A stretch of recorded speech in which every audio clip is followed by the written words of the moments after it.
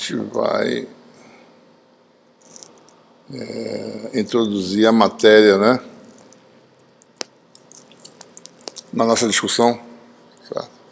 Vai considerar agora que nós temos a matéria isolante, né? Nessa aula a gente vai especificamente falar sobre... Quer dizer, antes disso a gente vai concluir, né,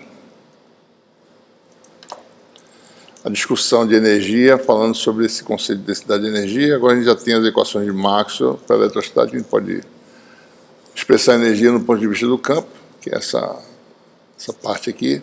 Bom, e após isso a gente vai falar sobre a matéria isolante, né? A gente vai ver que a matéria isolante a gente pode representar a matéria como constituída de cargas ligadas, ou seja, átomos e moléculas nada mais são do que cargas, distribuições de carga, né? Elétrons e prótons, né? Nuvem eletrônica em torno dos núcleos. Quando você aplica um campo elétrico, você faz uma separação de cargas. Essa separação cria um campo o próprio fato de haver uma separação de carga cria um novo campo dessa separação de carga, né? Então é importante saber o efeito predominante de cargas separadas, ou seja, de polo elétrico. Certo? Então é isso que a gente vai falar hoje, né? A gente vai introduzir a matéria, quer saber a eletrostática de meios materiais, mesmo que eles sejam neutros, isolantes. A gente vai falar sobre dipolo elétrico, né? Depois vai estender o conceito para um conjunto de dipolos de formar um material. Vai entrar com o conceito de densidade de polos, que é a polarização elétrica. E vai falar sobre esse conceito de cargas de polarização, que é útil para determinar o campo da matéria polarizada, neutra, né? Ok? A gente vai, acho que até aí, e depois, na próxima aula, a gente deve estar pronto para... Deixa eu ver só aqui rapidinho. Daí, com isso, na próxima aula, a gente está pronto para fechar as equações de Maxwell em geral na eletrostática, mesmo na presença de meios materiais, né? A gente vai ver que tipo de modificação é feita. Certo? Ok? Próxima aula...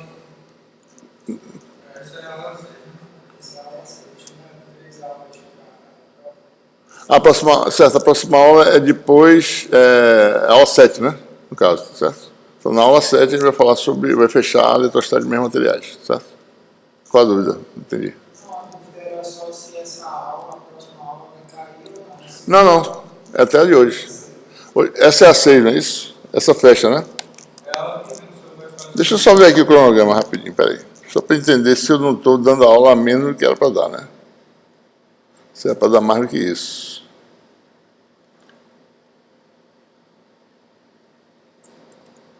Deixa eu ver aqui rapidinho, peraí.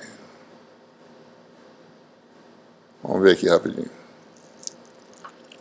Cronograma de aulas. Aula 6, Da aula 7 que começa o novo material, é isso que eu estou falando, né? A gente vai fechar as equações de Maxwell aqui na aula 7. Então, aqui vai ter a aula 6 só, certo? Matéria da segunda prova, certo? Só lembrando que a gente adiou, né? Vocês estão sabendo disso aí, né? Adiou para o dia 9 e para o dia 12. Oficina e exame. Certo? Então, vamos lá. Vamos falar inicialmente sobre densidade de energia. Voltando para a expressão para energia de um sistema de cargas, descrito pela função de densidade ρ, né?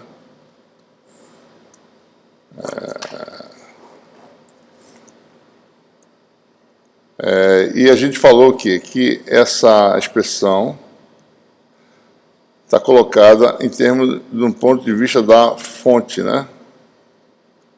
A fonte aparece, a fonte que é a densidade de carga, a fonte do campo eletrostático, é a densidade de carga, né? Aparece explicitamente na expressão para energia.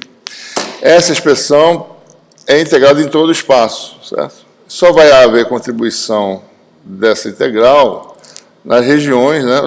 Suponha que você tem aqui o espaço, todo o espaço está dentro desse volume aí, certo? Em alguns lugares você tem carga, né, distribuída, né? Então a integral de volume só vai existir nessas distribuições de carga. Então, imagine que eu estenda cada vez mais, certo? Você tem aqui, por exemplo, né? Suponha que sejam 3 volumes de carga, eu peguei uma região extensa, né? Então, o que eu faço? Eu estendo ainda mais, de forma que isso aqui se transforme num ponto, certo? Posso dizer que a carga total do sistema está aqui no centro, né? Então, eu posso estender a integral para todo o espaço, mas as contribuições só vão ocorrer quando houver carga, ou seja, olhando assim de longe, né, nessa região do centro, mais ou menos, né, uma carga lá. Tá? Mas o que eu estou querendo informar é que a integral pode ser realizada em todo o espaço sem nenhum problema. Bom, primeiro, uma equação de Maxwell que a gente derivou é que o divergente de D, né, vale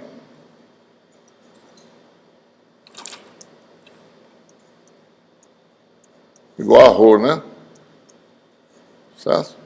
Então, aqui você tem que substituir o ρ, aparece o campo D explicitamente. Então, observe que nesse momento eu não tenho mais a fonte aparecendo. Já mudou, só tem campo, né? Potencial é um tipo de campo, escalar, né? E D é um vetor, que é a réplica do campo elétrico, que é obtido desse campo potencial. Tá? Observe a diferença de procedimento daqui para cá. Certo? Eu estou integrando em ambos os casos em todo espaço. Só que aqui só dá contribuição onde tem carga. Aqui, todo o espaço dá contribuição para a integral, porque em todo espaço essa região está permeada pelo campo, tanto pelo potencial quanto pelo vetor D. Então, nesse exemplo aqui, a primeira integral é realizada aqui nessa região, certo? A segunda é nessa região todinha. Porque eu tenho que pegar lugares onde você tenha tanto a existência de φ quanto de D. Essa distribuição de carga produz φ em todo o espaço. E vai diminuindo para zero longe, né? Mas existe, certo? Então a gente tem que levar em consideração esse efeito. Bom, aqui você tem você tem aqui um pedaço do divergente do produto φD, né? Regra da cadeia que a gente derivou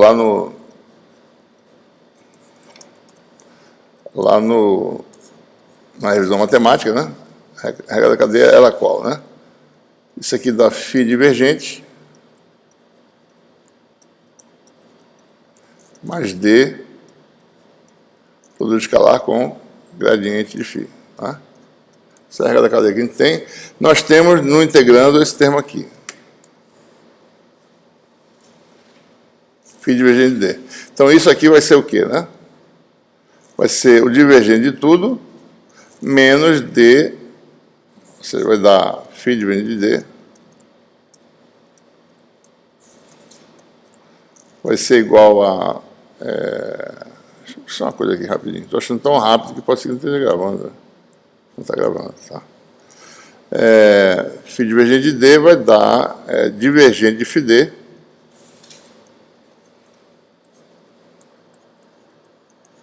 menos D escalar gradiente de φ, né?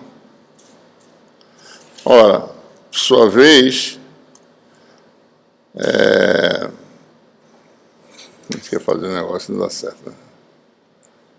Vou botar de volta aqui.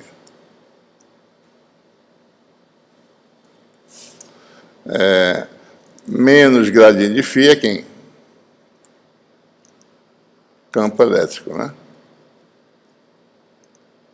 Então, esse termo aqui nada mais é do que D produto escalar com menos gradiente de φ, que é, certo?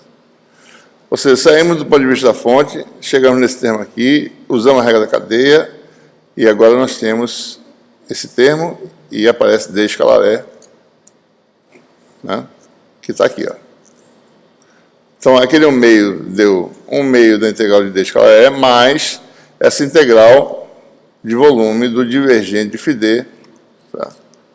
Pelo teorema de Gauss,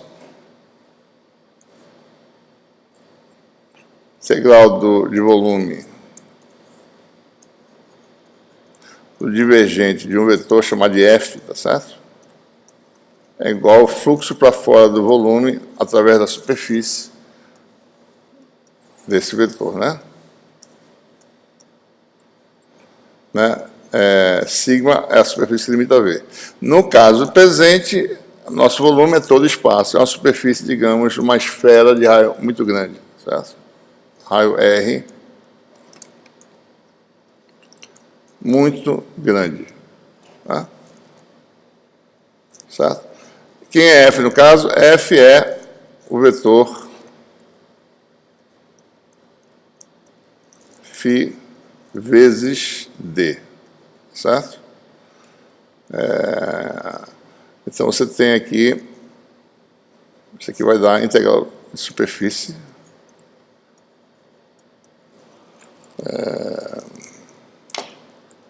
vou fazer isso em detalhe para vocês observarem, né? D sigma vezes φ, né? Então vamos lá. Você tem aqui toda a sua carga está na origem, porque você pegou uma superfície muito grande, né?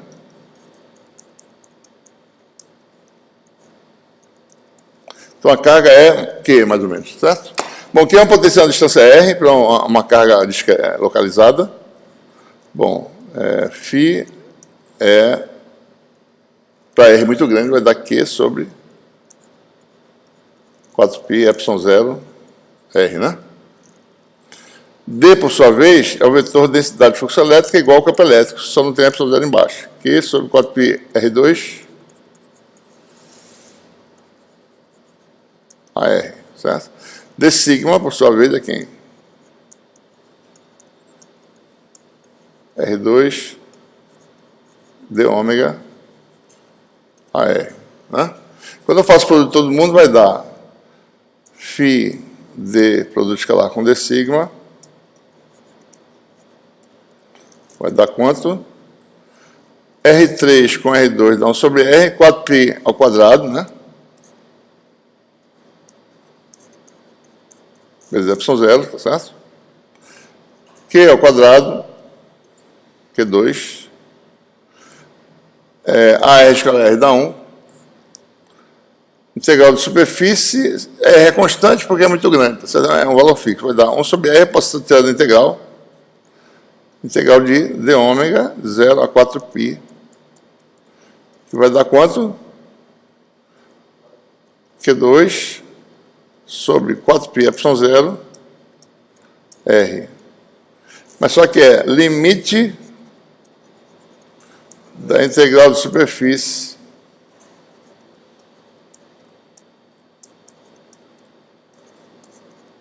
quando R tende a infinito, né? Vai dar Q2 limite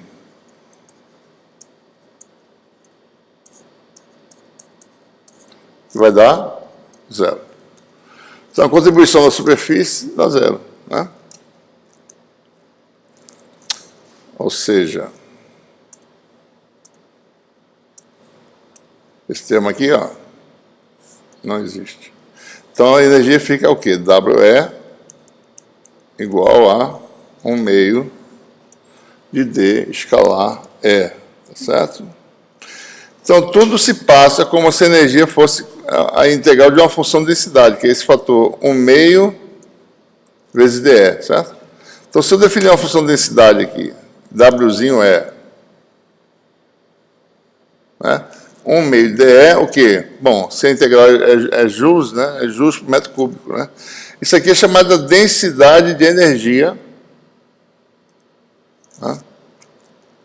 No vácuo, D igual a epsilon 0 é proporcional a módulo de E ao quadrado. Certo? Então, ou seja, é como se a energia tivesse de fato distribuída no campo. Porque quando você olha a expressão da fonte, dá a sensação que ela está na fonte, né? Mas não, ela está em todo espaço, na realidade. Certo? Tem energia elétrica em todo espaço. Por que tem? Porque se eu pegasse aqui e colocasse uma carguinha de teste aqui, ela ia ser repelida ou puxada, certo? Então ela sente uma energia, tem energia. Quanto mais intenso o campo, a densidade W minúsculo, né? É 1 meio de dE, né? Quanto mais intenso o campo, que é, se for no vácuo, né?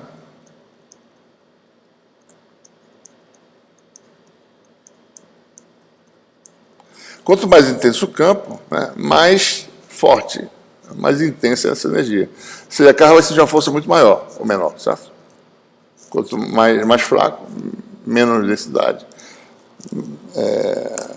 menos intenso é o efeito, né? Então, de fato, né, a energia ela fica distribuída no espaço. Ela é calculada no ponto de vista da fonte, né, de acordo com aquela expressão, como eu falei. Ponto de vista da fonte, essa expressão aqui, certo?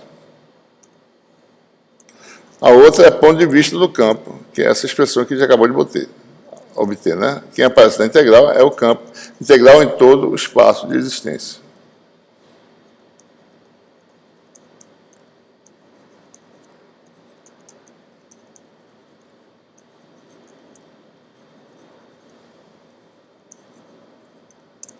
Tá certo? Vou fazer um exemplo.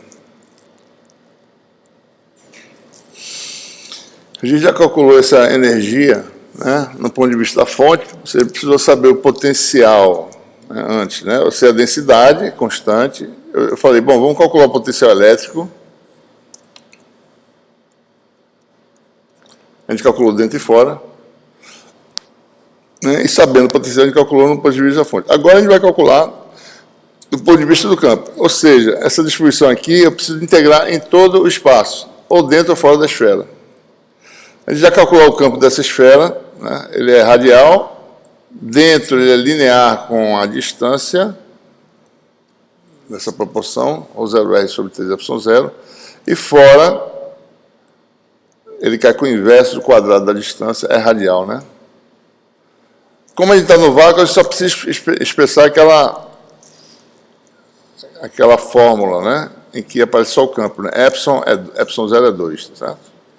No caso, a densidade de energia é 1 meio de Epsilon0 R2. Basta, então, calcular o quadrado dessa função.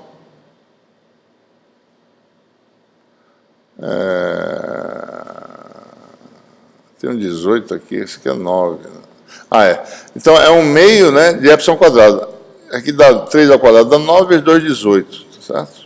18 é Epsilon0, rho 0 ao quadrado é R2, e aqui também 9 e 18 embaixo. 18 é Epsilon0, R4, né? Rho 0 ao quadrado dá 6. Então, a integral de volume, isso aqui está errado, certo? Integral no volume, volume V, né? Que é todo espaço, certo? Vou botar assim, um volume infinito, né? Então, a integral nesse volume, dessa função de densidade, vai ser integral na região interna, de 0 até A, da função R4, né? Ficou em evidência esse fator aqui, ó. O 0 ao quadrado sobre 18 é Epsilon0. Integral no ângulo sólido já dá 4π, porque ninguém depende de ângulo aqui, né? Você pode botar um 4π aqui fora. Aqui tem um R4, está faltando... Por que é R4? Porque o dV, né?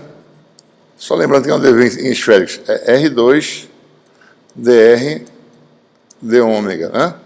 Fizemos em ômega, deu 4π. R2 com R2 dá R4. Do lado de fora, mesma coisa. A6 em evidência, fatorado. R4 vezes R2 dá 1 sobre R2. Certo? Essa integral dá A5 sobre 5. Né? Essa aqui dá 1 sobre R, dá 1 sobre A, na realidade, porque em R igual a infinito, dá 0. Tá? Então, a integral de 1 sobre R2 dá menos 1 sobre R. Em R igual a infinito, dá 0. Em R igual a A, dá 1 sobre A, então menos com menos dá mais. Ficou mais, né? A6 sobre A, que dá A5. Então, o que essa expressão mostra aqui? Né? Que dentro tem uma quantidade de energia e fora tem outra, e fora é 5 vezes maior, né? Tem mais energia do lado de fora do que dentro da fonte. Tá? O volume exterior é muito maior também, tá certo? Então, você tem o campo caindo, mas o efeito global é isso. Bom, e fazendo essas contas, você vai ter uma expressão que a gente já obteve antes, mesmo resultado, certo? Esse 4,15 avos é um fator que a gente obteve antes, calculando no ponto de vista da fonte, certo?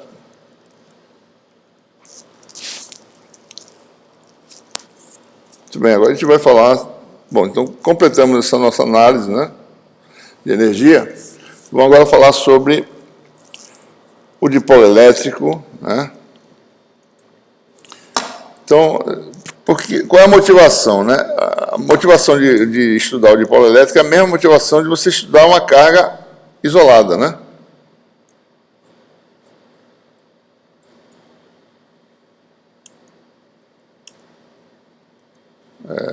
Fazer isso periodicamente para poder esse negócio não ficar muito devagar, certo? Eu vou fechar e abrir de vez em quando.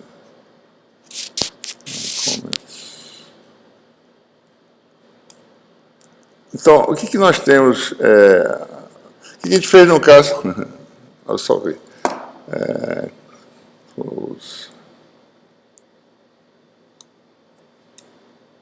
Posso apagar todo mundo aqui, né? Deixa eu apagar todo mundo. É mais fácil assim. O que nós fizemos no caso... A gente começou a nossa discussão...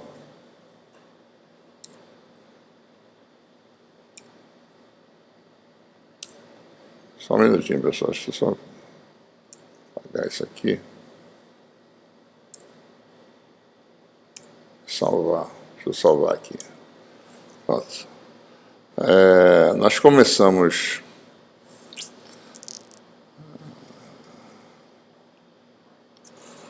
a nossa discussão da eletrostática, né?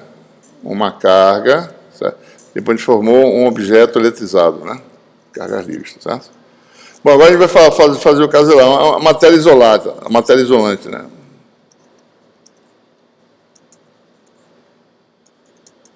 Matéria neutra, né? Por exemplo, certo? Qual é o efeito elétrico da matéria neutra, né? Ou seja, por exemplo, isolantes, né? Ele produz efeito elétrico. Como é que é o campo dentro de um isolante, de matéria isolante, né? Dentro da madeira, certo? Como é que o campo permeia e passa pela madeira? Ele vai ser igual do lado de fora ou não? Né? Então, a gente tem que saber, bom, quem é o elemento fundamental da matéria isolante, né? O átomo, ou a molécula, ou o íon, o que quer que seja, né? Mas que, em essência, é uma distribuição de cargas. Vamos sempre considerar, por exemplo, a matéria, um átomo neutro, né?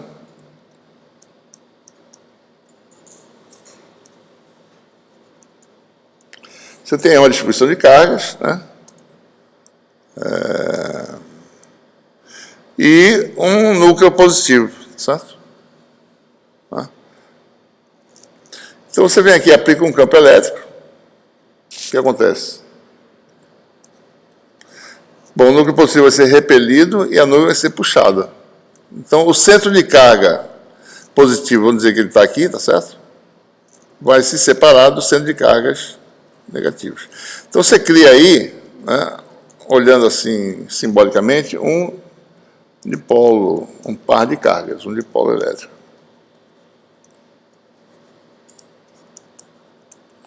Olha, então, o campo no espaço, depois que você aplica na matéria e faz a separação, você tem aqui um dipolo induzido, né? Induzido pelo campo externo.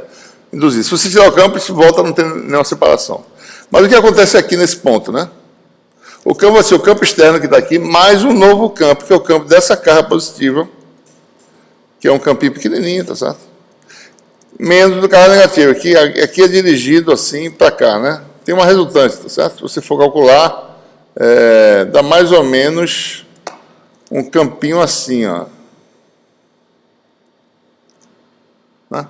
Ou seja, esse par de carga produz um efeito fraco longe, claro, mas existe um campo novo. Tá certo? O campo total vai ser o campo externo, mas esse campinho aqui, certo? Tem uma pequena modificação no campo.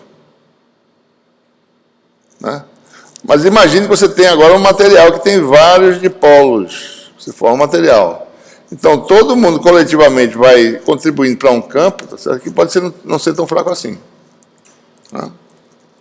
Então, é esse efeito que a gente quer saber. Certo? Qual é o campo do material? Bom, a gente aplica um campo elétrico, induz dipolos e vê qual é o efeito coletivo dessas separações de cargas. Então, para a gente fazer isso, a gente estuda inicialmente dipolo elétrico. Né? Qual é o efeito elétrico de um par de cargas separadas por uma certa distância? Né? Daí, depois disso, a gente junta esses sistemas e forma um material. Bom, então esse é o problema, né? Só antes de eu completar essa discussão, tem materiais que já têm os centros de carga separados, tá? Moléculas polares já têm dipolos permanentes, né? Uma molécula polar, água, né? Tem uma distribuição de nuvem eletrônica, tá certo? Em torno dos núcleos, que dá um dipolo resultante aí, certo? Uma separação efetiva já independente do campo. O que o campo faz é só orientar essas várias separações de carga, esses vários dipolos. Então o efeito coletivo pode ser muito forte, até as que já são polares, né? Então, nesses materiais, quando você tira o campo, em muitos deles, os campos, a temperatura se incumbe de fazer essa orientação aleatória, certo? Dos dipolos. Né? Em outros, os dipolos interagem tão fortemente, né, que eles permanecem ordenados, certo? Polarizados. Né? Você aplica um campo, ordena o sistema, e quando você vai tirar, eles interagem tão fortemente entre si que o material retém polarização, retém esse estado. Certo? Então, esses materiais eles exibem o fenômeno de histerese, né? A gente vai ver depois, mais ou menos, explicar isso aí depois, tá? Então, são essas coisas que quer ver, né? Na matéria polarizada por um campo aplicado, ou como é que ela reage ao campo aplicado mediante um fenômeno desse tipo. A gente quer saber como estudar isso aí. Então, isso começa com o dipolo elétrico. Onde é que está? Está aqui. Então, o que precisa saber? Bom, eu quero saber, dado um par de cargas no sistema, né? Esse aqui é um sistema isolado, tá? Separados por uma distância d, quem é o potencial, né? Eu quero calcular o efeito elétrico. Primeiro o potencial elétrico, depois o campo elétrico. A uma distância d, aliás, a uma certa distância da origem, a posição do espaço é definida pelo vetor posição x, que subtende o ângulo polar θ em relação ao eixo z, né? Certo? Observe que, antes de calcular qualquer coisa,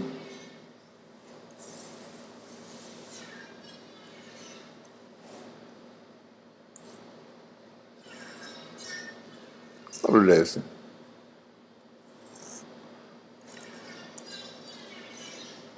Você tem aí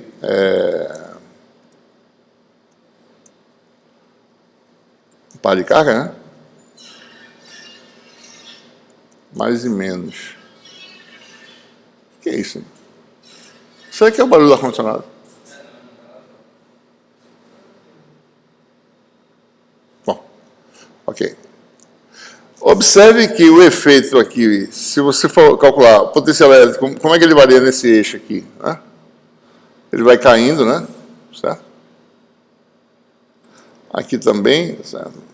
Ele é mais negativo aqui, mais positivo aqui, tá certo? Porque o potencial elétrico, essencialmente, é Q sobre a distância, né? Para essa carga, e Q sobre a distância para essa carga, a soma dos dois, tá?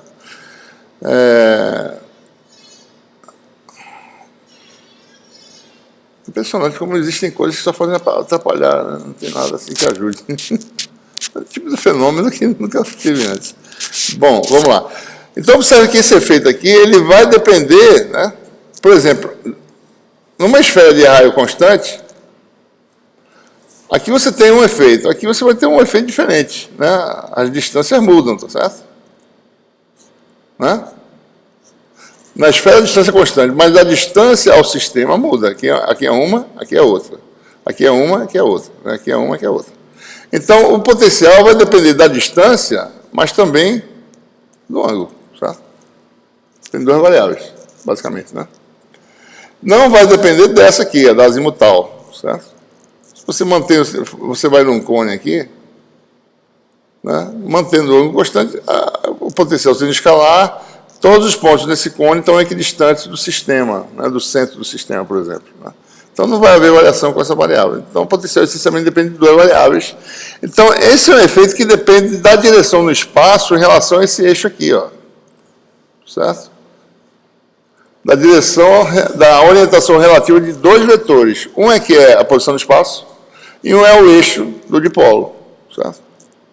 Então, essa grandeza que produz o efeito, que é o dipolo, é uma grandeza vetorial. Certo? Porque tem uma coisa que tem relação de direção no espaço. Então, vamos calcular. Então, isso aqui a gente acabou de falar, né? O efeito do campo aplicado, a gente quer saber, você produz um dipolo. Então, suponha que esse estado aqui chegou de alguma forma, né? Você separou o sistema de carga. Qual é o efeito desse par de carga? Bom, o potencial no ponto X vai ser Q sobre 4πε0, X menos a localização da carga positiva, certo? Chamar de X mais. Né? Aqui, o módulo de X mais é D sobre 2, ou seja, é a metade da distância. Certo? Menos Q, 4πε0, X menos X menos. X mais menos, que é o vetor posição das duas cargas, é mais ou menos D sobre 2 a Z. Né? Certo? Então, o que a gente quer saber é qual é o efeito desse sistema a uma distância, numa escala de variação grande em relação ao tamanho. Ele está falando do quê? Átomo, né? Tamanho de meio ângstrom, né? Ele está falando de distâncias 10 vezes maior que essa, certo? Ou seja, 10 átomos, você já tem um efeito, uma escala de variação bem maior. E 10 átomos só 5 angstroms, 5 vezes 10 menos 10 metros, né? Então, qualquer coisa é muito grande em relação ao tamanho do que a gente quer falar. Certo? Então, nesse caso, observe que as funções que aparecem aqui são as funções x mais menos, né? X menos x mais, x menos x menos, ou seja, aparece a função inversa, e ele faz a expansão em primeira ordem dessa função. Né? Então, lembrando como é que é a expansão de uma função no espaço 3D. Foi lá que ele falou, bom, a gente define o gradiente e está tudo resolvido, né? F de x mais uma coisinha de nada, delta x, né? É aproximadamente quem? F de x mais a correção delta x, produto escalar, com quem? A derivada em 3D, que é o gradiente de f, certo? Então, se eu fizer 1 sobre x menos x mais menos, que é a função inversa, né?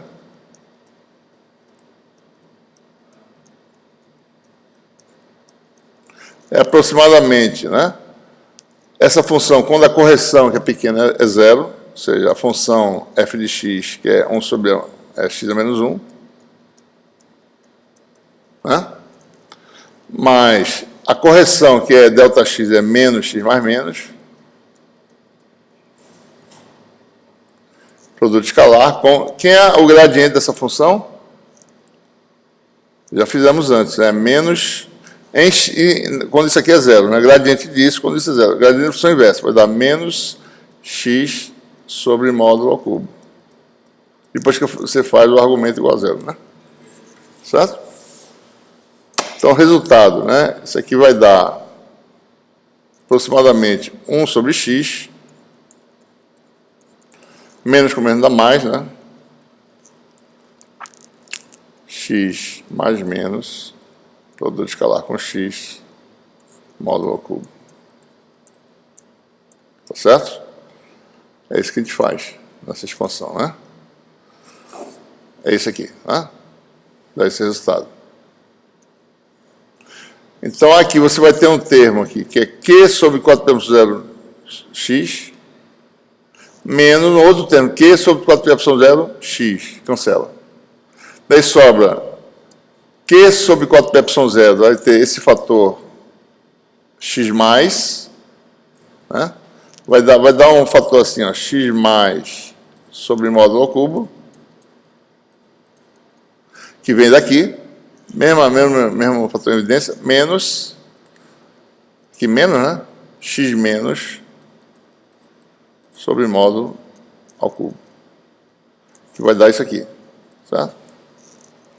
Ou seja, o potencial vai ser Q vezes isso, produto escalar com X, sobre 4πε0, módulo ao cubo. A gente ou seja, o potencial depende de duas coisas, né? Depende da magnitude desse termo. Qual é a magnitude disso? Né? Certo? Não é o valor da carga nem nada, é a magnitude desse vetor que é importante. Né? E depende também da direção da posição do espaço em relação a esse vetor. Esse vetor aqui, que é o Q, x mais menos x menos, x mais menos x menos, esse vetor aqui, ó, que vale d a z, certo? É o vetor de diferença. Então, você tem Q d a z, né, é o momento de dipolo desse sistema. Então, tem um momento, né, como se fosse um momento de massa, né? A massa está a uma certa distância, tá certo? Qual é o momento de inércia, né? Massa vezes... momento de inércia, não. Momento de inércia. Momento de força, né? A força aplicada a certa distância, certo? Produto vetorial. Aqui você tem um momento de carga, né? Momento de carga. A carga positiva tem um momento QX+, a negativa tem QX-, e o efeito combinado é o momento de dipolo P, que dá esse vetor aqui. Então, ou seja, não importa como é a distribuição de carga, importa você caracterizar esse vetor desse átomo ou molécula. Quem é o momento de dipolo? É P. Uma vez dado o momento de dipolo, essa é a dependência com a distância e com a direção. Está aqui, certo? Ora, isso aqui é R a R, certo? Isso aqui é R3. Né? Então, a dependência com a distância é R sobre R3, ou seja, o potencial varia com 1 sobre R2. E é proporcional à magnitude de P. Além disso, P escalar R é AZ escalar R dá cosseno de θ, vai dar P, né? Quando cancelar o R, vai ficar P cosseno de θ, né? Então, o potencial depende do cosseno do ângulo. Né? Mais importante de tudo, é essa dependência com o inverso da distância. Então, essa coisa tem que ser lembrada para sempre agora, né? Os dois elementos fundamentais da eletrostática, elementos que produzem efeito, certo? Primeiro, é o monopolo, a carga sozinha. Né? O efeito do monopolo é um efeito mais forte, né? A queda do potencial é com o inverso da distância. Certo? Próximo elemento, dipolo elétrico, um par de cargas com uma certa separação, que dá um vetorzinho P, e o efeito cai o quê? Com o inverso do quadrado da distância potencial. O potencial de monopolo é 1 sobre R, dipolo é 1 sobre R2. Isso não pode ser esquecido, sabe? Importantíssimo.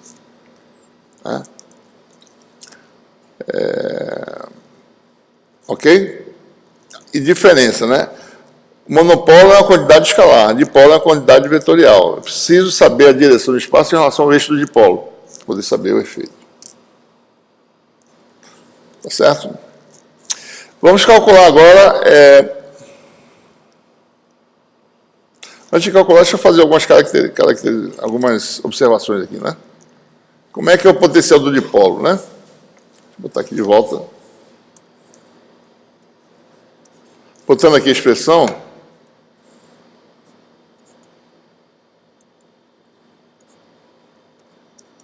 P escalar R dá P cosseno θ, né? Dado P, essa aqui é a dependência com as coordenadas. Certo? Aqui está o dipolo. Aqui está um plano de simetria, um plano Z igual a 0, certo?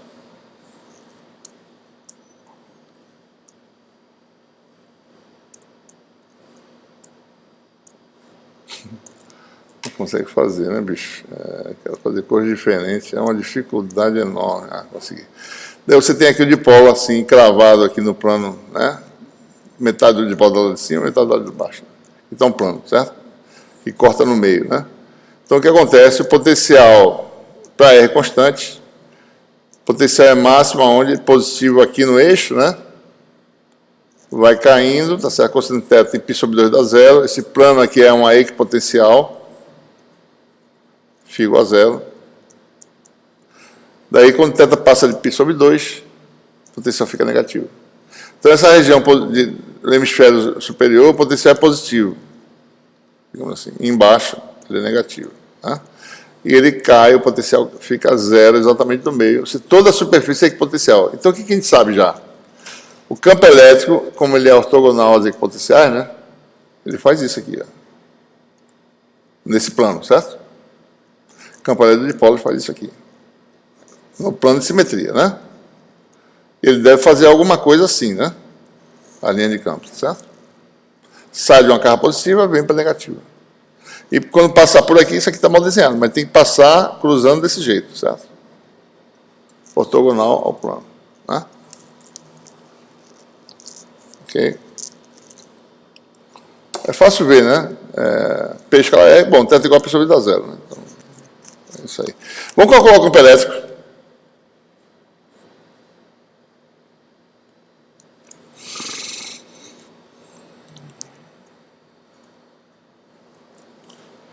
Ora, dado o potencial, né? Campo elétrico é menos gradiente, vamos usar agora o nabla, né?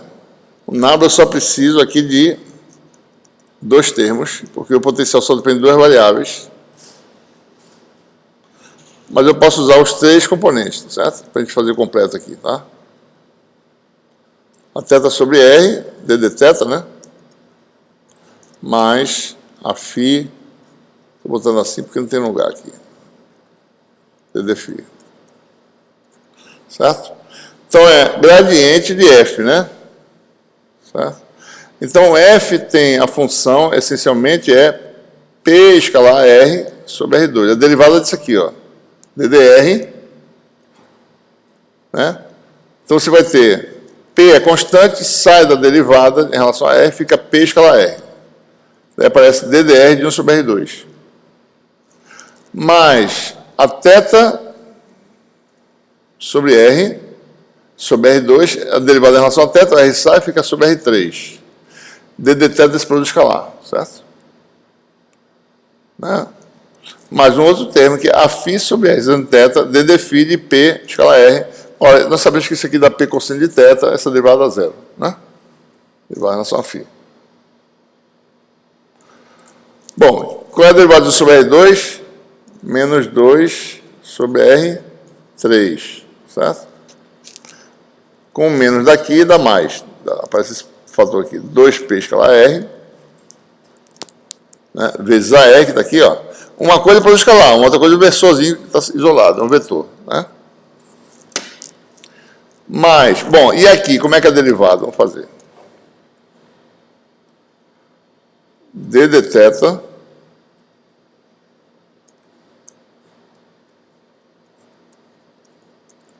do produto escalar de P escalar a R. P escalar R. Esse é o numerador da função potencial do dipolo, P escalar R, né? P é constante, sai da derivada, certo? Isso aqui dá P, produto escalar com quem? DAR dθ. Quem é DAR dθ, pessoal? DAR, deixa eu fazer aqui no espaço, certo? Aqui é o R, certo? DAR é você fazer isso aqui, né? Quando θ varia, né? Ângulo polar, esse ângulo aqui. Então, daqui para cá tem esse cotoquinho aqui, né? Que é o vetor ortogonal a R. Que vetor é esse? Que versor é esse? Esféricas. Não, a φ, se eu fizesse assim, seria o azimutal. Este aqui é o θ. É o segundo ângulo do sistema, certo? Então, DAR de θ é a θ. P escalar a θ. Então, essa derivada da P escalar a θ. Tá certo? Aqui, ó. Aqui está o R. Aqui está o θ. Eu vario o θ de um pouquinho de nada. Eu produzo esse vetor aqui. Comprimento 1 de θ, certo? Que é esse ângulozinho aqui. 1 de θ vezes esse versor que está aqui. Esse versor que está aqui é o θ. É o segundo de esféricas. Tá bom? Ou seja, então, voltando para cá, né? Aqui deu 2P escalar R mais P escalar θ. Então, vamos ver aqui o que acontece. Você tem 2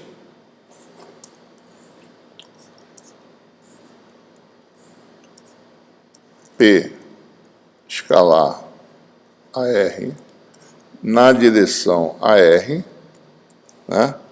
Mais P escalar a θ vezes a θ. É o vetor que deu, né? Eu vou somar mais um aqui, tá certo? E subtrair, tá?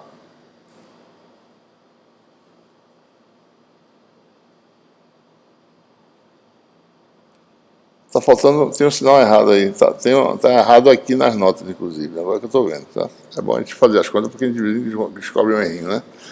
Ó, isso aqui deu P escalar θ, não foi? Mas faltou um menos aqui, tá? Isso aqui é menos, tá certo? Então vamos corrigir nas notas aí. Então isso aqui é menos.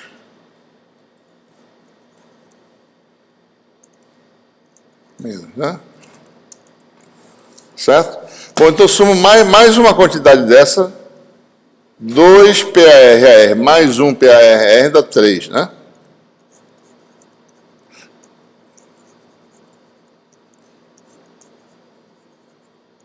Mais um, certo? E subtraio uma quantidade dessa. Então vai ficar, essa subtração vai combinar com esse outro. Vai ficar menos.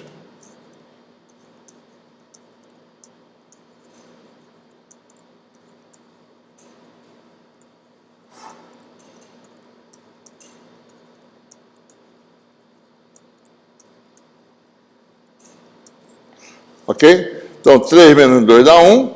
Menos com mais dá menos, que está aqui antes. Isso aqui é a decomposição de P em esféricas. Tem a componente radial.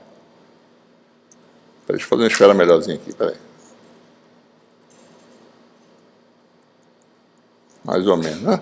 O P tem a componente radial e uma componente polar que é 90 graus, tá? Que é essa aqui. Esse aqui é o P. Aliás, desculpe, né? Vou botar só o AZ, tá certo? Que é a componente longitudinal, o versor, tá? A R e a θ, né? A θ. Ora, AZ é quem, né? AZ escalar R vezes a R, mais AZ escalar θ vezes a θ. Tá? Mesma coisa, quem é P, que é o vetor que está aqui? É P escalar R vezes a R, mais P escalar θ vezes a θ. Isso aqui é quem? P. Né? Então, aquele numerador vai ser 3P escalar R menos P. Ok? Cadê minha nota de aula? Fechei, foi? Está aqui, né? Está separado. Ok. Né? É o que deu aqui, tá certo?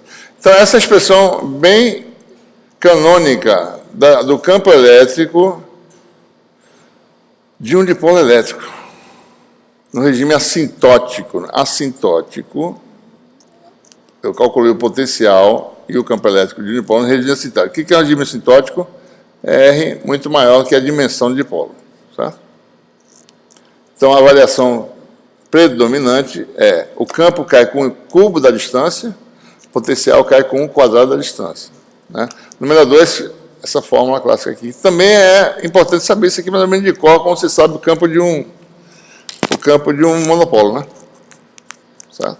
Isso aqui dá para a gente ver algumas coisas, né? Por exemplo, aquilo que eu falei, né? No plano de simetria, quem é o campo, né? Então, se você está aqui, esse aqui é o eixo Z, certo? Bom, nesse ponto aqui, se X, né? Nesse ponto aqui, o AR, o versor AR, vale quanto, né? É o AR de cilíndricas, tá certo? O vetor posição nesse ponto é o AR de cilíndrica, né? Então, P que está para cá, você quer calcular o campo aqui, P escalar R vai dar quanto? Esse vetor, produto escalar com esse, vai dar 0. E menos P aponta para onde?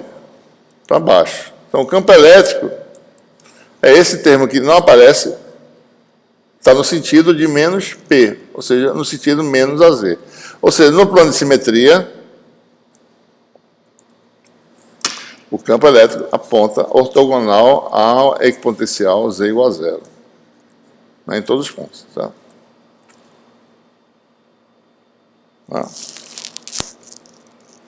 Então, se a gente fosse olhar as linhas de campo, né?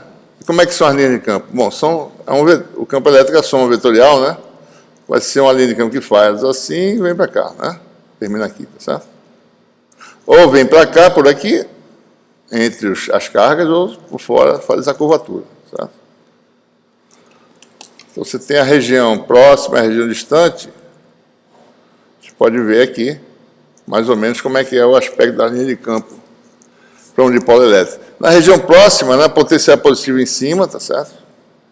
Negativo embaixo, né? Isso aqui é um equipotencial, como a gente falou antes, corta no meio de dipolo. Aqui tem uma linha de campo calculada matematicamente, tá certo? No espaço 3D. Né? Se você for para muito longe, é como se essas linhas surgissem da origem, tá certo?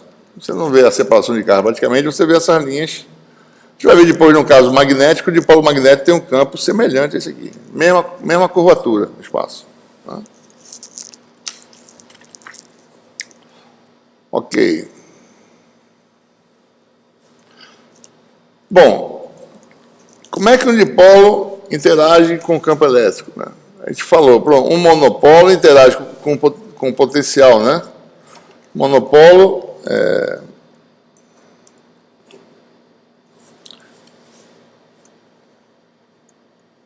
a energia dele, né? Se o potencial nesse ponto é φ, né? A energia de um monopolo, carga aqui é o quê? Q vezes φ. Certo? E um dipolo, ou seja, suponha que você tem um átomozinho com separação de cargas, um dipolozinho. Aplica um campo elétrico.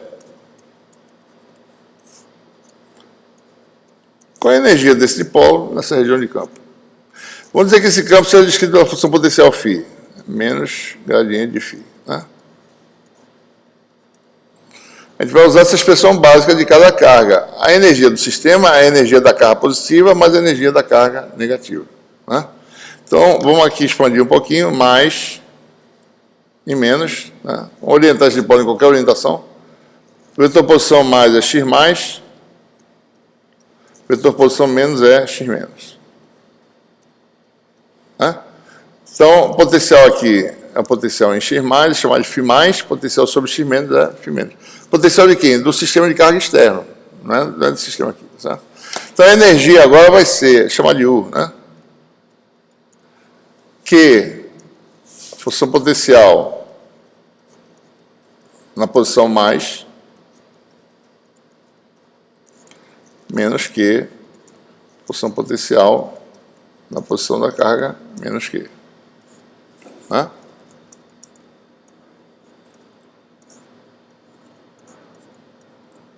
Chamar de φ mais menos φ menos, tá certo? Φ de x mais menos φ de x menos. Diferença de potencial.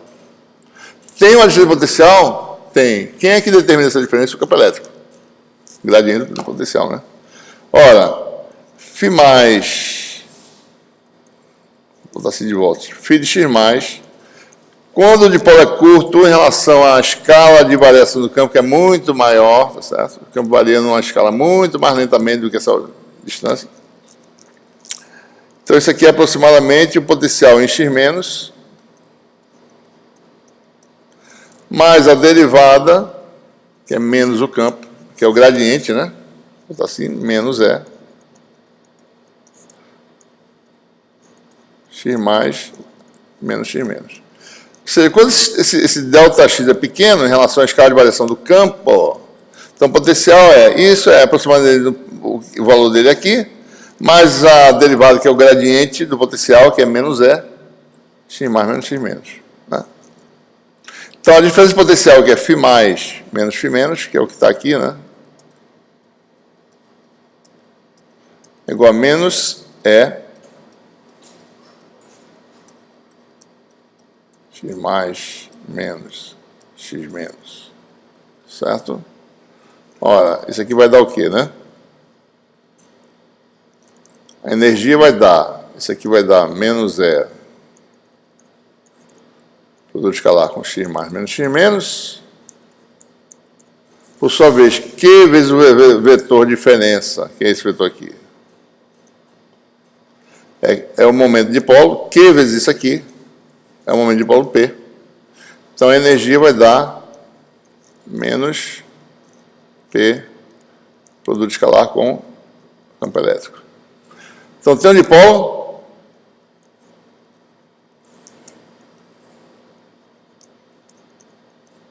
aplica um campo,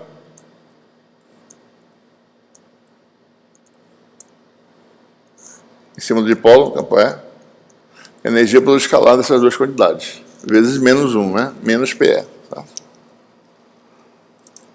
Então você tem alguns cenários aí importantes, né? Aqui é o resultado. Tá?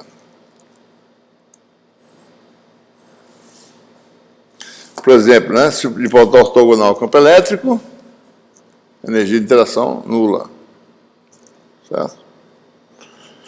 Se o dipolo está orientado no sentido oposto ao campo elétrico, a energia é máxima, digamos assim. Né? Quando o dipolo se alinha na direção do campo, a energia é mínima. Nós sabemos intuitivamente que todo o sistema se estabelece na menor energia possível. Né? Então, a tendência de um dipolo é, se o sistema for conservativo, né? Se você aplica um campo, tem um dipolo, a tendência é manter esse ângulo ou ficar, pelo menos, precessionando em torno do campo elétrico, mantendo o ângulo constante. Mas como qualquer sistema tem perdas, né, a tendência é essa precessão espiralar até ele se alinhar na direção do campo. Vai perdendo energia até chegar na menor energia possível quando ele se alinha. Ele não vai ficar no sentido oposto, vai ficar alinhado. Um dipolo se alinha na direção do campo. É a menor energia possível, né? Bom, a gente pode estender esse raciocínio aqui e calcular a energia de interação entre dois dipolos. Né?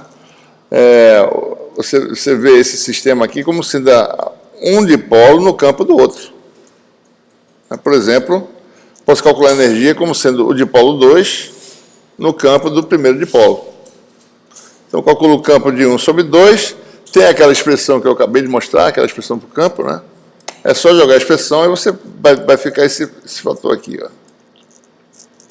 É o 3P, o AR seria esse N12, né? Esse aqui seria o AR, tá certo? Se você lembrar da expressão, né? Aparece lá 3P escalar AR, que é N12. N12, né? O campo tem esse fator, né? Menos P. Então, no caso, P1, certo? O campo desse polo é 3P1 escalar AR, que é N12, vezes N12 menos P1. Quando eu faço agora P2 para eu escalar com isso, menos, né? Vai aparecer um termo mais P1, P2, que está aqui, ó. Distância D, né?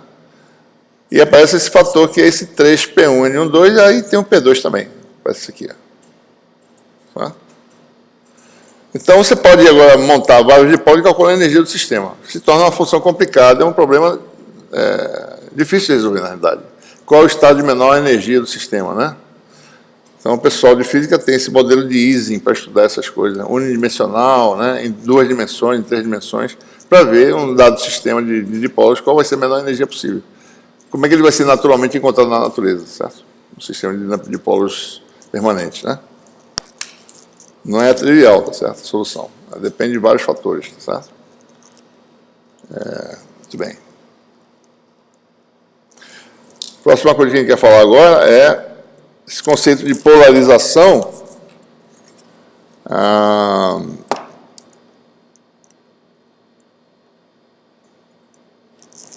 A gente agora vai juntar vários dipolos elétricos. Mesma coisa, mesma sequência do monopolo, né? Juntar várias cargas, formar um corpo eletrizado.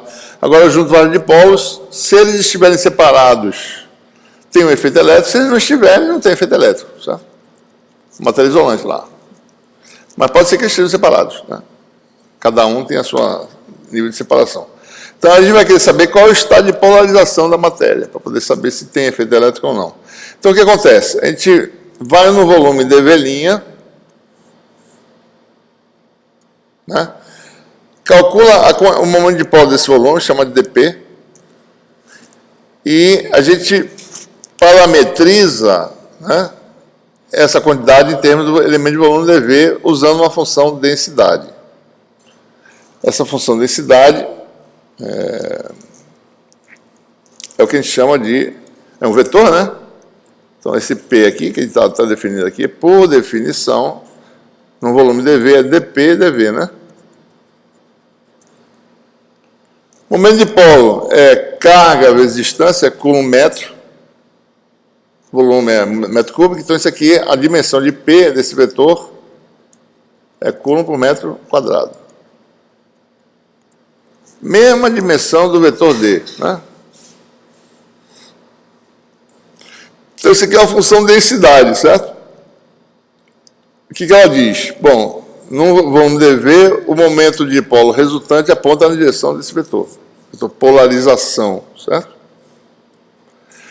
Ora, a contribuição desse elemento de volume no espaço tridimensional, para o potencial, vai ser um dφ, né? Quanto é que esse dφ? O momento de dipolo do volume, que é dP. O versor AR, que é x menos x', que é esse vetor de diferença, sabe?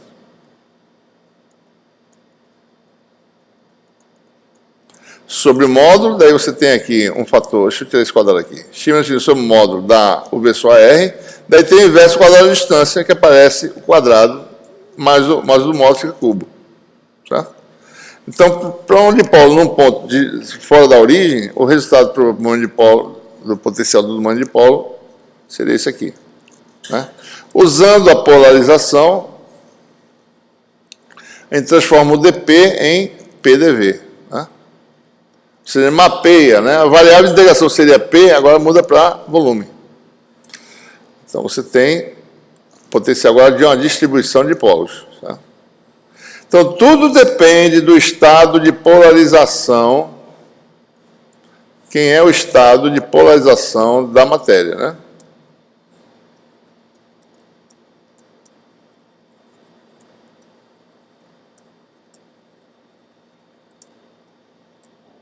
Então, essa é a pergunta. Quem é o estado de polarização, certo? Então, quem é o P como função das coordenadas dentro do volume? Pode ser que P seja zero. Não tem estado de polarização. O efeito elétrico da matéria isolante é zero. Pode ser que seja material polarizado já, por conta própria. Então, vai ter um efeito elétrico. Tem um P diferente de zero. Tá? Então, vamos fazer algumas situações aqui, tá certo?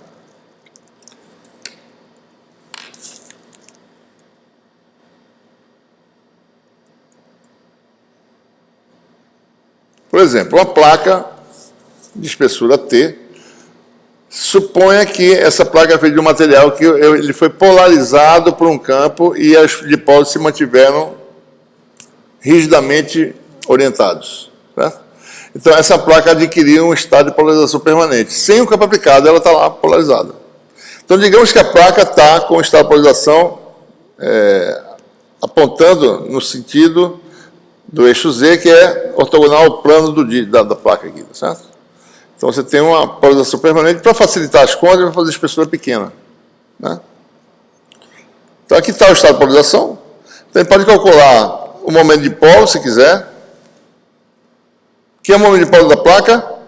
Ora, integral de PdV. Né? Faltou aqui, P0 vezes o volume, né? Π a 2T. Então, eu já sei que muito longe dessa placa, isso é como se fosse um dipolozinho localizado com um momento de polo P, e o potencial, o efeito elétrico da placa muito longe é o quê? P escalar R sobre 4π0 R2. Certo? Porque eu estou tão longe que isso aqui virou um dipolozinho localizado. Tá? Só para a gente saber. Bom, a gente calcula as coisas e vamos depois comparar com esse regime aqui. Então, se você quiser ver direito, né, para R muito maior que A, P escalar R dá o momento dipolar P0, πA2, né, tem um πA2 aqui, T, e aqui tem um 4πε0, esse π cancela. Fica 4ε0, A2, e aqui tem o cosseno θ, certo? Né? Então, por exemplo, no eixo mais Z, cosseno θ vale 1, tá certo? Então, vai dar P0 A2T sobre 4πε0 Z2. Né? No eixo menos Z, cosseno θ vale menos 1, vai dar menos, ou seja, potencial negativo. Né? A mesma distância tem a mesma magnitude, mas tem sinais opostos aqui no eixo Z. Vamos calcular o potencial no eixo Z rigorosamente. Certo? Então, a expressão é P dV, né? Só que é dV', tá certo? E o dV aqui, nesse caso, é um elementozinho aqui do disco, tá certo? Né? R2, aliás, R dr dφ, que é a área dessa elemento de área, vezes o volume, vezes a profundidade T. Então, o dV, aqui no caso, dV' é igual a R', dr', dφ'. Certo? Né? Quem é X? X é o eixo Z, certo? Então, X é Z a Z. Quem é X', que aparece aqui na fórmula? X' é onde está o elemento de volume, onde a polarização é P, certo? Aqui está X', né? Por exemplo. Ora, ele varia aqui nessa coordenada, mas Z praticamente é zero. Então, X' pode dizer que X' é aproximadamente R', a R', né?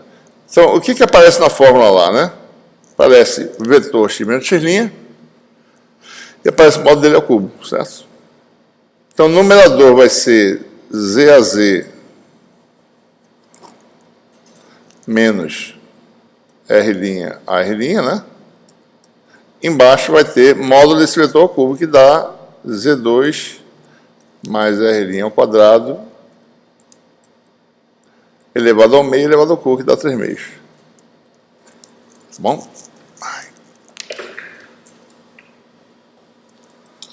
Então, o que nós temos aí, né? Duas integrais. Uma que é de um vetor, de um fator constante, e uma integral essencialmente só na variável R'. A segunda é uma integral que envolve a variável angular filhinha. Então, por isso que eu te falo para tomar cuidado, né? Se bem que eu acho que tem um produto escalar, né? O produto escalar de P com esse vetor aqui dá zero, né? Então, por sorte, não vai ter que integrar isso aqui, tá certo? Então, vai ficar mais fácil, né? Então, você tem aí... então, aparece esse...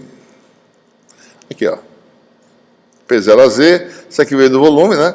Não vai ter integração angular, porque isso aqui vai dar zero para o escalar, certo? E vai dar uma função que não é difícil de calcular, tá certo? Vai dar a função quadrática elevada a 3 meios e a derivada dessa função aqui está aqui em cima. Certo? Quando você faz a integral, né, de R' igual a 0 até A, vai ter um momento que você vai ter raiz quadrada de Z2. E mais uma vez, quando você está a raiz quadrada de Z2, tem que botar o módulo de Z. Certo? Então, por isso que aparece aqui um submódulo de Z aqui. Porque a função 1 meio, 3 meios, dá uma derivada, dá uma integral de 1 meio, elevado a 1 meio, menos 1 meio, né? Menos 3 meios dá menos 1 meio. Então, aqui dá 1 sobre a raiz de Z2. Né? E aqui dá um fator para R igual a, né? A2 mais E2 é 1 meio. Tá? Aqui é o resultado, né? A gente pode calcular o potencial na tampa de cima, vai dar um valor φ+, na tampa de baixo vai dar um valor φ-, certo? E, então, a diferença de potencial pode ser calculada. Observe que tem um Z aqui, né? Esse Z sobre modo de Z é 1 ou menos 1, dependendo de onde você está. Né? Em Z igual a 0, você dá 1 sobre A2. Então, esse aqui, o potencial na tampa de cima e de baixo é o mesmo, esse termo. Então, só contribui esse fator aqui que dá esse resultado. Diferença de potencial entre a parte de cima e a parte de baixo dá isso aqui. Tá?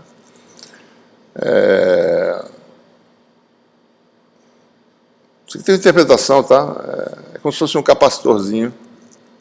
Pode calcular a carga do capacitor usando esses conceitos aqui. Tá? Bota essa expressão só para depois, de vez em quando, quando a gente deduzir outras coisas, a gente vai reportar para ela e olhar para essa expressão aqui. Tá? Se você vai agora para Z muito grande, a gente vai ver que essa expressão vai convergir para esse resultado aqui. Ó. Certo? Se você faz Z muito grande, né? Z muito grande, aqui você tem que aproximar, posso dizer que isso aqui dá 0 menos 1 sobre A, né? Certo? Aliás, desculpe, isso aqui dá 1 sobre Z e 1 sobre Z, cancela, tá certo? Mas a gente não pode fazer isso, tem que ver o efeito. Então, quando Z é muito maior que A, expande isso aqui, né?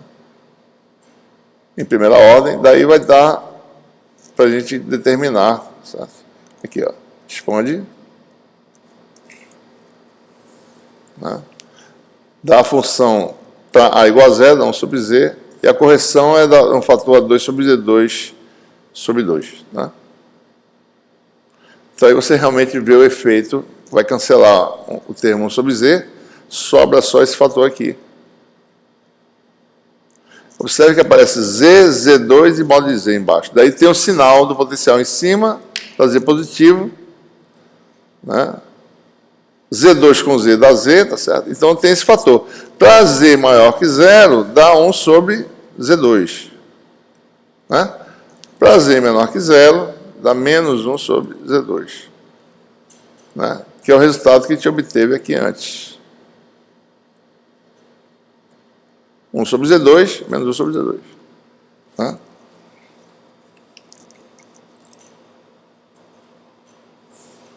Muito bem. Vamos agora para a parte final da aula.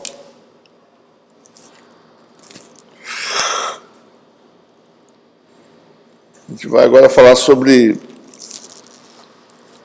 o conceito de cargas de polarização.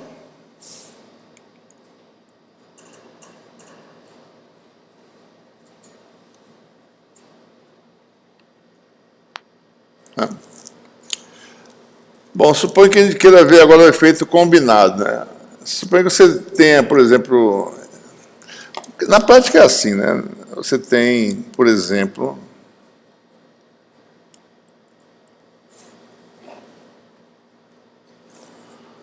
um pedaço aqui de material isolante, certo? E você tem aí... Vou fazer aqui separado. Um capacitor, por exemplo, certo?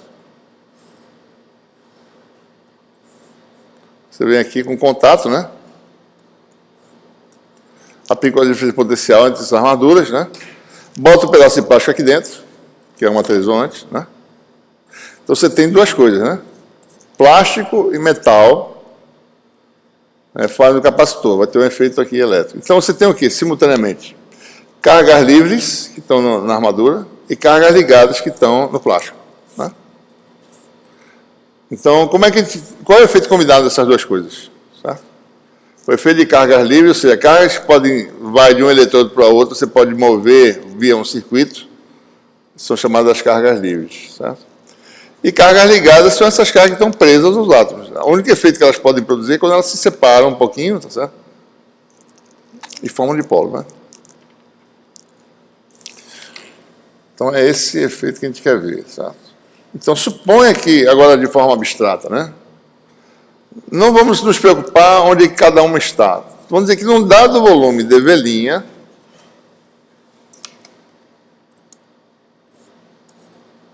você tem a carga livre representada pela densidade de carga livre ρf, e carga ligada representada pelo vetor polarização P. Carga ligada é momento de polo, ou seja, polarização. As grandezas fundamentais é densidade de carga livre e polarização. E aí eu posso calcular o efeito elétrico dessas duas coisas, simultaneamente. Soma o potencial das cargas livres, certo? Está aqui, né? Essa contribuição aqui. Esse F é de free, tá certo? Carga livre, né? Mais a contribuição das cargas ligadas que estão na polarização, que é aquela forma nova que a gente derivou, né? Integral de volume, P, produto escalar com vetor de diferença, sobre módulo ao cubo. E aí a gente vai mexer um pouquinho nisso aqui.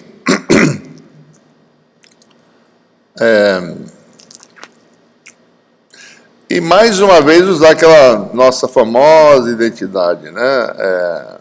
Bom, P escalar isso aqui, certo? Usar o fato que essa função, eu já falei antes, é menos nabla da função inversa ou mais nablalinha da função inversa. O que é nablalinha?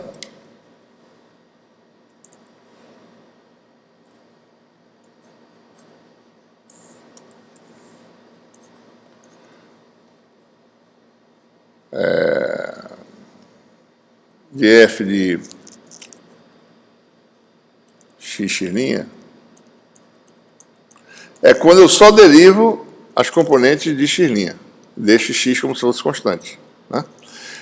E nabla de F de x' é quando eu só derivo x, e x' é constante. O que ele mostrou aqui é nabla da função inversa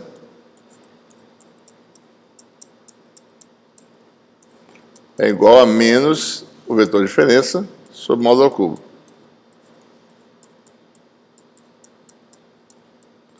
E nablalinha, por sua vez, é mais, né? Não é difícil perceber isso, tá certo? Eu vou mostrar assim, olhando só para essa expressão aqui, né? Nablalinha, se eu mudar a x' para cá, fica menos x' menos x, né? Que é a mesma coisa daqui, tá certo? Ou seja, nablalinha da função inversa é menos o nabla da função inversa, né? Mas, em essência, o nablalinha da função inversa é o fator que está no numerador lá da nossa expressão.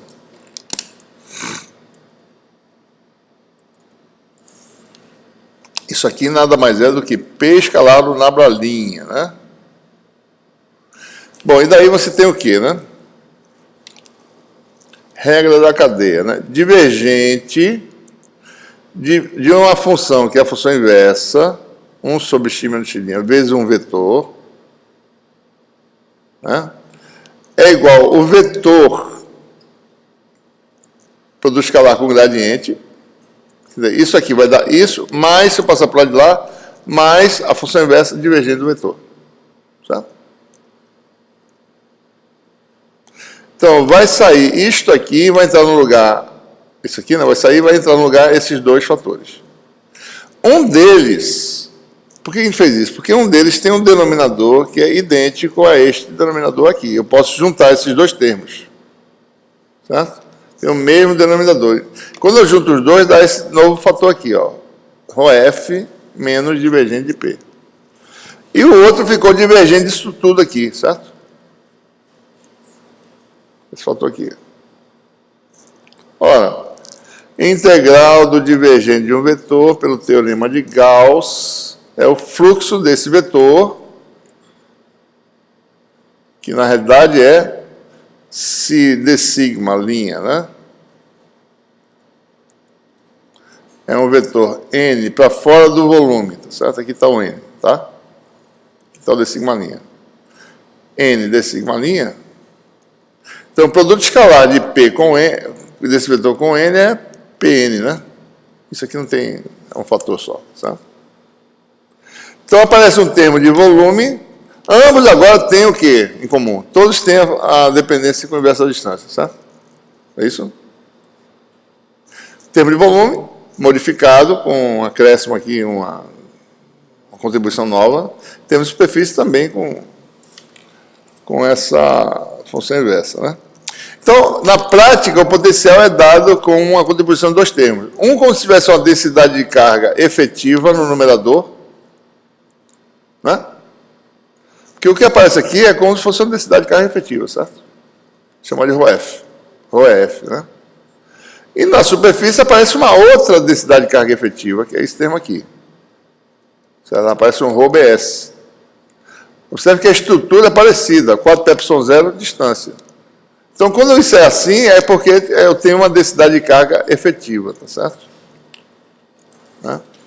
Quem é o ρ efetivo no volume? Tem um termo de volume que é a densidade de carga que tinha antes, mais um novo termo ρB. Quem é esse ρB? Menos divergente de P. B é de bound, né? Densidade de cargas ligadas de volume. Tudo se passa com uma polarização, desce uma contribuição, para a gente poder entender melhor, né? Em termos de carga, uma modificação de ρB, que é dado pelo menos divergente de P. Tá? E na superfície aparece um resíduo de carga que depende da projeção de P, que é o termo que está aqui em cima, tá certo? P escalar N. Então, para todos os efeitos, se eu tenho um material isolante junto com carga, aqui está o material, certo? Tem carga aí. Né? Não importa a natureza do material. Se eu calcular esses parâmetros, ρB e ρBS, ou seja, eu tiro o material, boto no lugar dele vácuo, certo? É como se eu estivesse no vácuo agora, com uma carga no vácuo, certo? No volume, eu vou ter uma densidade de carga ρ efetivo, que é o que tem de carga livre mais a densidade de carga ρB, e na superfície eu tenho ρBS. Então eu resolvo o problema com o problema de eletrostática tradicional. Tiro a polarização, tiro o material, boto as cargas equivalentes e tudo está no vácuo agora, certo? E a superposição dos campos de todo mundo. Pois não. ρB é o termo que a gente identificou, que é a densidade de cargas ligadas de volume, que é menos divergente de P. Coulomb metro quadrado, metro a menos 1, Coulomb metro cúbico, certo? E na superfície aparece um termo que depende de ter ou não projeção de P na direção normal para fora, certo? PN. Então você tira a matéria, bota no lugar essas cargas equivalentes. Por exemplo, pode ser que não tenha carga livre, certo? Então só tem cargas ligadas. Quem são as densidades? Aqui no volume tem a distribuição de carga calculada por essa expressão, e na superfície tem esse resíduo de carga aqui. O potencial é a soma dos potenciais dessas duas distribuições de carga. Certo? Então, para ver que, no fundo, tudo é carga. A gente o nosso formalismo em eletrostática é separar o que for livre, a gente dá uma forma, certo? E o que for ligado é outra coisa. Mas todo mundo é carga, certo? Eu podia não me preocupar com isso, calcular a soma dos campos de todo mundo, certo? Mas é mais fácil quebrar o problema mais simples, e representar a parte de carga ligada pela polarização e a parte de carga livre pela densidade de carga livre. Né? São cargas diferentes, certo?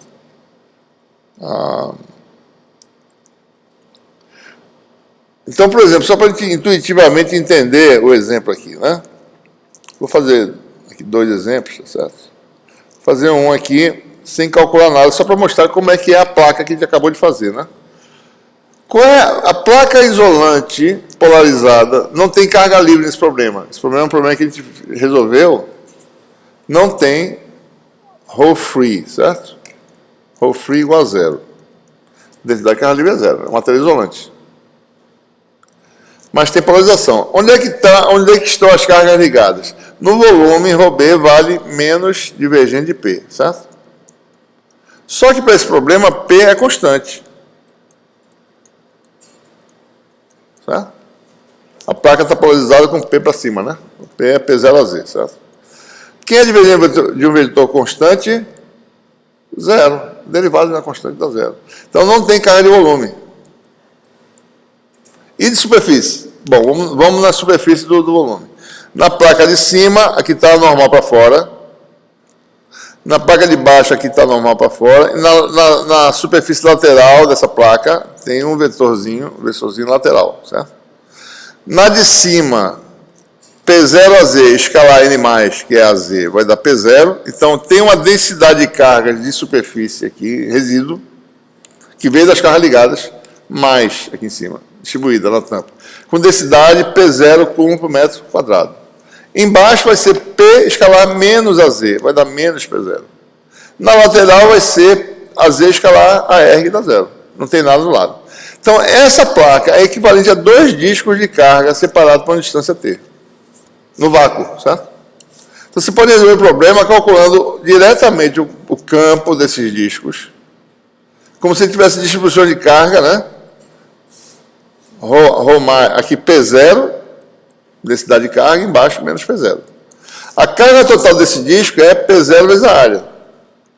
A de baixo é menos P0 vezes a área. Tá? De onde vem essas cargas? Ora, é efeito coletivo, certo? Aqui tá, vou exagerar aqui o tamanho, né? Então você tem os dipólitos orientados assim, ó. Esse disco é isso, certo?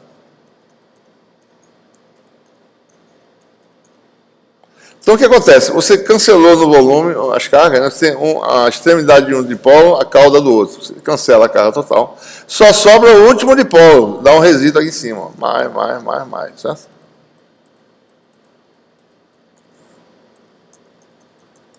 Né? Então, essa placa é equivalente a 2 placas separadas, 2 discos separados. Então, por exemplo, dentro tem um campo elétrico para cá, para baixo. Então, a lâmina de carga positiva é a negativa embaixo. Então, essa placa polarizada tem um campo interno, tem um campo externo, né? Chegando aqui, certo? Saindo aqui. É o campo dessas cargas. Então, a matéria polarizada pode ter um efeito coletivo grande. É a sobra, por exemplo, da cabeça e da cauda dos dipolos nas superfícies de fronteira. Não tem nada aqui, tá certo? Aqui cancela, vai cancelando, né? Só tem nas para cima e de baixo. Né? Mais um exemplo aí para a gente terminar, que agora a gente vai calcular mesmo, né? Esse é um exemplo muito utilizado, né? Um caso é um caso real da prática, uma esfera em que você polariza permanentemente. Né? Vai depois comentar sobre esses materiais que têm essas propriedades, né? Então, mais uma vez, uma esfera agora que você polarizou por um campo externo, ela adquiriu uma polarização constante, digamos que na direção do eixo Z. Mais uma vez, esse é um exemplo em que a densidade de carga ligada de volume dá zero, derivada a zero, e tem só agora, na superfície, produto escalar de P com a normal. Esse ângulo aqui é θ, né? A Z escalar a R dá cosseno de θ. Então, você tem a distribuição de carga na superfície, que é P0 cosseno de θ. Então, você observa, né? Você tem a distribuição de carga que varia com θ, né? Máximo vai caindo, zero aqui no equador, e passa para negativo, máximo negativo embaixo. E simétrica em relação ao azimuth aqui, certo? Então, essa é como se eu tivesse essas cargas suspensas no vácuo. Né? Então, por exemplo, vou calcular o campo elétrico aqui no centro. A gente pode calcular exatamente o campo dessa distribuição de carga. Vamos calcular. Então, o campo elétrico é o campo dessas cargas no espaço livre, certo? É como se o campo elétrico visse efetivamente essas cargas livres. dq está aqui. X é no centro, né? X igual a zero. X' é um vetor sobre a esfera. Módulo x' ao cubo, que é módulo desse vetor, que dá 3. Certo? Então, no centro, o campo elétrico vai dar ρbs, por sua vez, está aqui, já calculado, P0 cosseno do ângulo. Ângulo aqui é variável, né? Cosseno θ', certo? O versor é a R' é variável, com as coordenadas angulares. Já foi feita a integral, aqui tinha o D' tem um A2, tá certo? A2 com A dá A3, com isso A3 cancela, tá? Então, não tem nenhum fator. P0 veio daqui, tá certo? ρbs, 4πε0. Tá? Daí aparece a parte do ângulo sólido, ó, seno θ, dθ, dφ. né? Cosseno θ veio desse fator e tem esse vetor AR' aqui, certo? Então tem essa integral para calcular, né? Vamos fazer o roteiro aqui. Eu não posso calcular isso aqui antes de saber como é que o AR' varia, certo? Então tem essa integral aqui, né?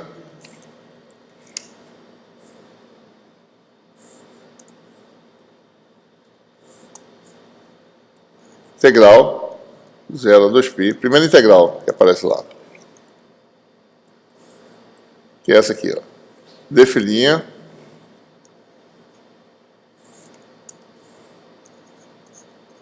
cosseno θ',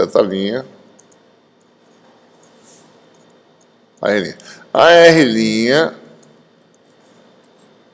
vai ser decomposto numa componente radial de cilíndricas que tem a ver com seno θ, né?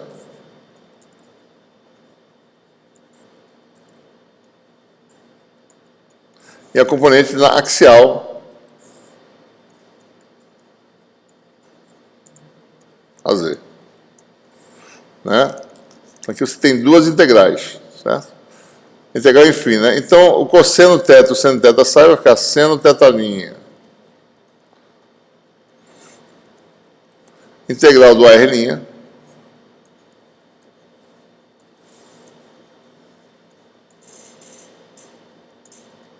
Certo? Mas, olha, todo mundo aqui é constante, tá? Sai da integral. Cosseno com cosseno dá cosseno ao quadrado. AZ sai, integral de φ dá 2π. Vai dar 2π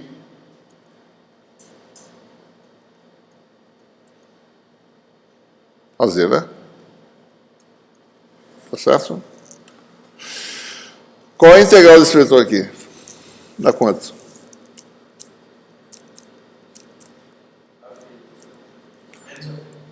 Certo, tudo bem, pode ser, é verdade. A integral de AR dá menos a φ, né? Tá, então vai dar, vamos fazer desse jeito, certo? Vai dar menos a φ, linha, né? De 0 a 2π, certo? Bom, a φ em 2π é igual a φ em 0, concorda? O a φ em 0 é o AY, tá certo? O a φ em 2π é AY. Isso aqui dá 0. Pode fazer assim. Ou então decompõe cosseno e seno, integral do cosseno dá 0, integral do seno dá 0. Ou faz assim também. Tá? É uma boa ideia, né? Então esse termo aqui, ó, vai embora. Fica só um termo que está na direção de AZ. Cosseno ao quadrado, daí tem um 2π, né? 2π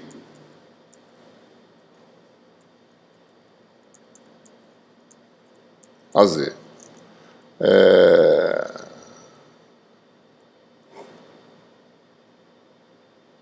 Tá tudo certo aqui, não tem nada errado, certo? Observe que tem um sinal menos que veio para cá, né?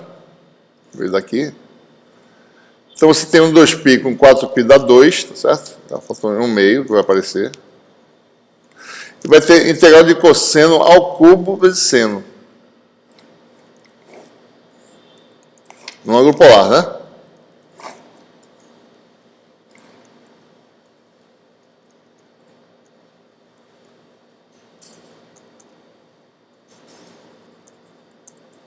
Tá certo isso? Não, peraí.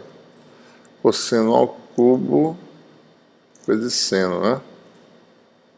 Tá certo isso? Não, tá errado. Tá seno cosseno. Não é cosseno ao cubo, não.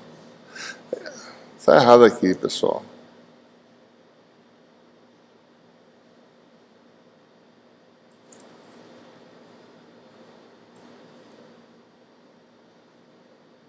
Não está certo, né? Isso aqui é seno θ.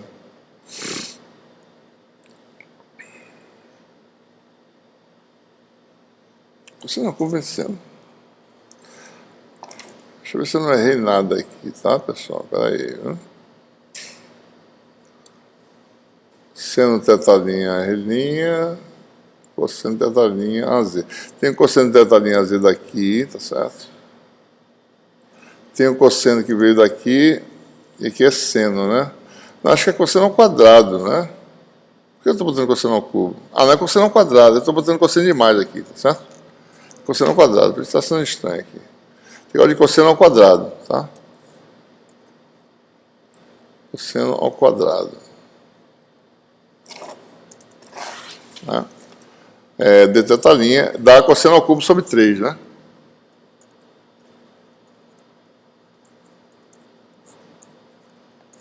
Zero a π ou... Aliás, desculpe, menos cosseno ao cubo sobre 3, né? Porque cosseno é menos seno derivado. Então isso aqui vai dar de π até zero, que é mais fácil. Dá 1/3 menos 1/3, que dá mais 1/3, que dá 2/3. Então tem um meio lá, aquele 1/2, esses dois cancelam, vai ficar 1/3, né?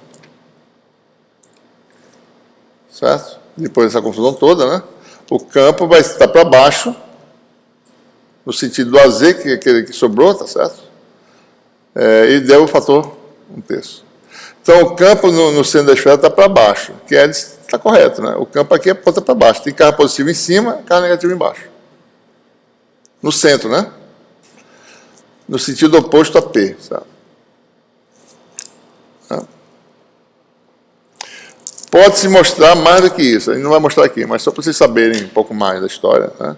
Que dentro da esfera o campo vale isso em todos os pontos, não é só no centro. O campo de uma esfera polarizada uniformemente é uniforme dentro da esfera. Essa é uma propriedade importante, muito conhecida, tá certo? Esfera polarizada ou magnetizada também. O campo magnético de uma esfera magnetizada uniformemente é constante dentro. E também pode se mostrar a segunda propriedade muito interessante, que do lado de fora, o campo de uma esfera de raio A é exatamente aquele de um dipolo elétrico no regime assintótico. Calcule o momento de dipolo da esfera, que é P0 vezes volume. Tá? Do lado de fora, tudo se passa como se você tivesse aquela expressão assintótica para o dipolo. Certo? Então a esfera é um modelo exato do dipolo no regime assintótico. Do lado de fora é aquela dependência, não precisa ser longe, é perto da esfera mesmo, tá certo? O valor exato do momento de dipolo aqui. Essas são as linhas calculadas matematicamente das linhas de campo, né? Reto aqui dentro, tá certo? E sai, faz a curva, como se tivesse um dipolozinho aqui na origem. Tá certo? Ok? Terminamos aqui. Então, a gente... Que dia é hoje, hein? Hoje é quinta, né? Ah, não, vai ter aula segunda, né? Quinta que vem aqui não tem aula. Certo? Vai ser videoaula, tá bom? Ok. Só termina aqui. Stop.